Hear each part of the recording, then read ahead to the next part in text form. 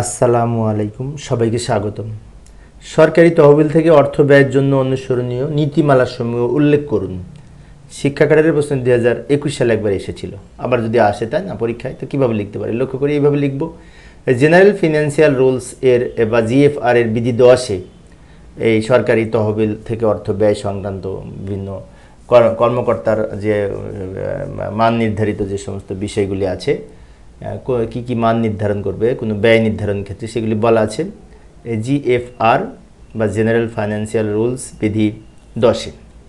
কী বলা হয়েছে লক্ষ্য করি। যে সকল নীতি গুরুত্ব আরোপ করা হয় তা নিম্নরূপ। যেমন 1 নম্বরে বলেছে, একজন সাধারণ বুদ্ধিসম্পন্ন মানুষ নিজের অর্থ যে সব সতর্কতা অবলম্বন করে সরকারি তহবিল থেকে অর্থ ব্যয় করে, প্রত্যেক সরকারি কর্মকর্তাও একই রকম তৎপরতা প্রদর্শনের মাধ্যমে এটি প্রত্যাশিত। নিজের টাকা যেমন আমরা বিশেষ করে এই মিতব্যয়িতার সাথে ব্যয় করি, সরকারি অর্থ ব্যয় করার সময় সেই রকম প্রত্যাশিত, সে কথা বলছে। 2 নম্বরে বলেছে, প্রকৃত দাবির সঙ্গে সংগতিপূর্ণ অনুমোদনের চেয়ে বেশি ব্যয় করা যাবে না। 3 নম্বরে বলেছে, প্রত্যক্ষ বা পরোক্ষভাবে নিজের সুবিধা আদায়ের ব্যয় বরাদ্দ মঞ্জুরির ক্ষমতা সম্পন্ন কোনো কর্তৃপক্ষ আদেশ জারিক্রমে তার ক্ষমতা প্রয়োগ করতে পারবেন না। নিজের সুবিধা অনুযায়ী কোনো ব্যয় করা যাবে না, সে কথা বলছে। আরও বলেছে 4 নম্বরে, কোনো ব্যক্তি বিশেষ বা কোনো বিশেষ শ্রেণীর মানুষের উপকারার্থে সরকারি অর্থ ব্যয় করা যাবে না, যদি না সম্পৃক্ত ব্যয় অনুল্লেখ্য হয় বা আদালতের মাধ্যমে কোনো দাবি আদায়যোগ্য হয় বা স্বীকৃত নীতিমালা বা প্রথার প্রেক্ষিতে উক্ত ব্যয় হয়। এখানে বলেছে কারো পক্ষে ব্যয়, কারো সুবিধার্থে ব্যয় করা যাবে না। হ্যাঁ, যদি সম্পৃক্ত হয় সেটা ভিন্ন কথা, সরকারি কাজের সাথে সম্পৃক্ত, অথবা আদালতের দাবি আদায় করার জন্য কেউ যদি মামলা করে সেটা ভিন্ন কথা, আদায়যোগ্য সেটা অন্য কথা, সে কথা বলছে। 5 নম্বরে বলেছে, বিশেষ ধরনের ব্যয় নির্বাহে মঞ্জুরিকৃত ভাতা এমনভাবে নিয়ন্ত্রণ করতে হবে যেন ভাতাসমূহ সঠিকভাবে প্রাপকের লাভের কোনো উৎস হিসেবে বিবেচিত না হয়।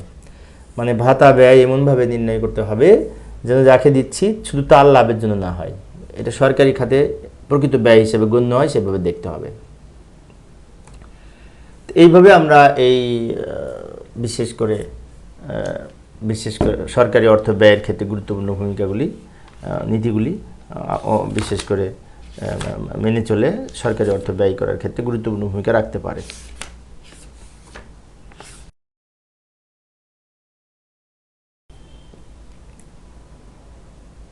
আসসালামু আলাইকুম, সবাইকে স্বাগতম। বিভাগীয় পরীক্ষার জন্য অত্যন্ত গুরুত্বপূর্ণ একটি প্রশ্ন, যে ব্যয় নিয়ন্ত্রণ কেন প্রয়োজন, ব্যয় নিয়ন্ত্রণ প্রক্রিয়া আলোচনা করুন। বিশেষ করে সরকারি ব্যয়, এখানে সরকারের ব্যয় নিয়ন্ত্রণের কথা বলেছে এবং সরকারের ব্যয় নিয়ন্ত্রণের গুরুত্ব ও প্রয়োজনীয়তা সম্পর্কে আলোচনা করতে হবে, ব্যাখ্যা করতে হবে। তো প্রশ্নটা যদি আবার আসে তো এইভাবে লিখতে পারি, অর্থ মন্ত্রণালয়ের অর্থ বিভাগের আর্থিক শৃঙ্খলা আনয়নের জন্য এবং ব্যয় নিয়ন্ত্রণ করার জন্য বিশেষ করে যে সমস্ত ব্যয় নিয়ন্ত্রণের গুরুত্ব প্রয়োজনীয়তা রয়েছে তা নিম্নরূপ। যেমন সম্পদ অসীম নয়, সম্পদের সীমাবদ্ধতা আছে। ব্যয় নিয়ন্ত্রণ করা গেলে ব্যাপক দুর্নীতি রোধ করা সম্ভব। এই যে ব্যয় নিয়ন্ত্রণ না করা গেলে ব্যাপক দুর্নীতি রোধ করা সম্ভব হবে না। আচ্ছা, এটা আমি আলোচনা করতেছি যে অর্থ বিভাগের একটি রিফর্ম ইন বাংলাদেশ অ্যান্ড এই এক্সপেন্ডিচার অফ কন্ট্রোলের যে একটা ফাইনাল রিপোর্ট ছিল, সেই রিপোর্টের আলোকে আমি আলোচনা করার চেষ্টা করছি। এছাড়াও বাজেট অর্থ হবার সম্ভাবনা অনেকাংশে বেশি থাকে। যদি আমরা ব্যয় নিয়ন্ত্রণ করতে না পারি তার বাজেট বেড়ে যাবে, তাই না? রেভিনিউ আয় ব্যয়ের ভারসাম্য বিনষ্ট হবে। রেভিনিউ বাজেট এবং উন্নয়ন বাজেটের সমন্বয় সাধন করা সম্ভব হবে না। আর্থিক প্রশাসন বিনষ্টের পাশাপাশি আর্থিক বিশৃঙ্খলা সৃষ্টি হবে যদি ব্যয় নিয়ন্ত্রণ করা না যায়। সরকারি অ্যাকাউন্টস এবং সরকারি ব্যাংক অ্যাকাউন্টসের মধ্যে ব্যালেন্সের একটা সমস্যা সৃষ্টি হবে, ব্যালেন্সের সমস্যা সৃষ্টি হবে। আর্থিক প্রশাসনে নেতিবাচক প্রভাব সৃষ্টি হবে, ফলে আর্থিক ক্ষেত্রে স্বচ্ছতার অভাব পরিলক্ষিত হতে বাধ্য হবে এই যদি ব্যয় নিয়ন্ত্রণ করা না যায়। এছাড়াও ব্যয় নিয়ন্ত্রণের প্রয়োজনীয়তা, তাই না? এখন এর পাশাপাশি আমরা আরও নিজেদের মতো করে লিখতে পারি, কিন্তু বই পড়লেই কিন্তু আমরা লিখতে পারবো ইনশাআল্লাহ। এবার এই সরকারের ব্যয় নিয়ন্ত্রণ প্রক্রিয়া বা পদ্ধতি আলোচনা করব। আমরা জানি যে এই যে সরকারি হিসাব নিয়ন্ত্রণের জন্য গণপ্রজাতন্ত্রী বাংলাদেশ সংবিধানে বর্ণিত কন্ট্রোলার অ্যান্ড অডিটর জেনারেলের পদ সৃষ্টি হয়েছে।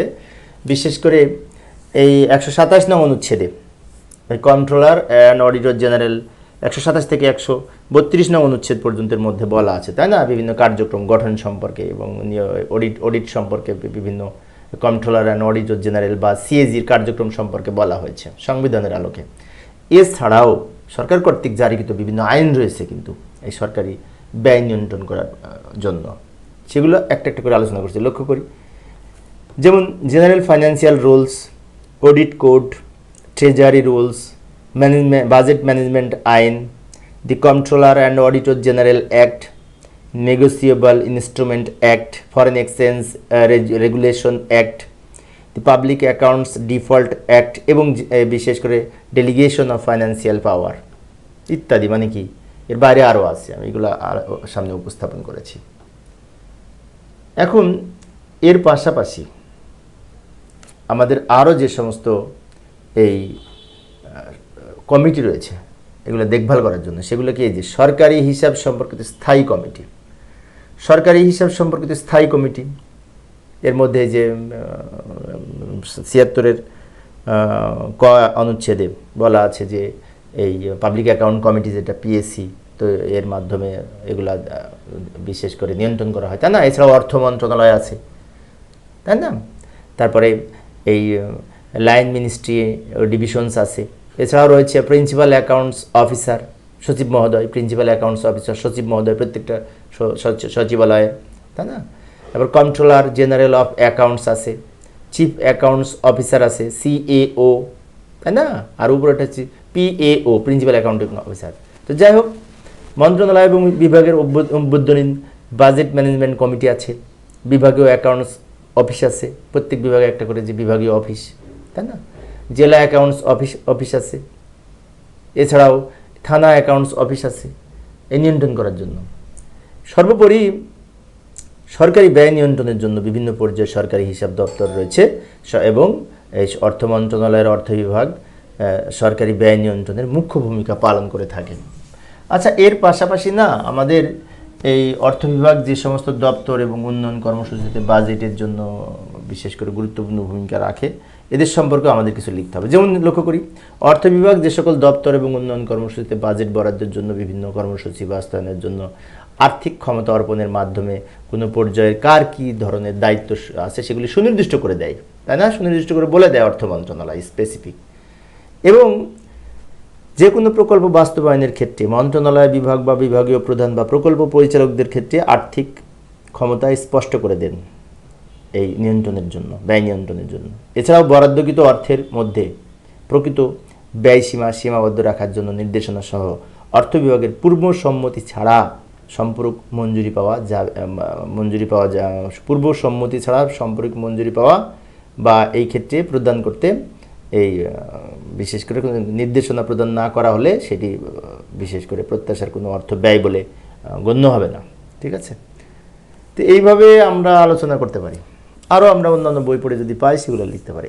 এক কথায় সরকারি ব্যয় নিয়ন্ত্রণের জন্য এই বিশেষ করে বিভিন্ন প্রক্রিয়া সরকার যেগুলি অনুসরণ করার মাধ্যমে বা বাস্তবায়ন করার মাধ্যমে সরকারি ব্যয় নিয়ন্ত্রণ করে সেগুলি আমরা এখানে আলোচনা করেছি, পাশাপাশি আমরা আলোচনা করতে পারি।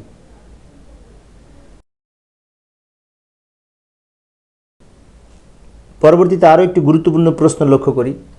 এই প্রশ্নটি প্রশাসন ক্যাডারে 2021 সালে এসেছিল। এখানে বলছে ব্যয় নিয়ন্ত্রণ বলতে কি বোঝায়, ব্যয় নিয়ন্ত্রণে অফিস প্রদানের ভূমিকা বর্ণনা করুন এবং ব্যয় মঞ্জুরির উদ্দেশ্যসমূহ বর্ণনা করুন। তো ব্যয় নিয়ন্ত্রণটা তো অত্যন্ত গুরুত্বপূর্ণ একটি বিষয়। ব্যয় নিয়ন্ত্রণ করার ক্ষেত্রে আমরা এইভাবে সংজ্ঞা লিখতে পারি। সবচেয়ে সহজভাবে যে সংজ্ঞা সেটি হচ্ছে, ব্যয় নিয়ন্ত্রণ বলতে সাধারণত সরকারি তহবিল থেকে ব্যয় করার সময় সকল বিধিবিধান যথাযথভাবে প্রতিপালিত হয়েছে কিনা তা পর্যবেক্ষণ করাই হচ্ছে ব্যয় নিয়ন্ত্রণ।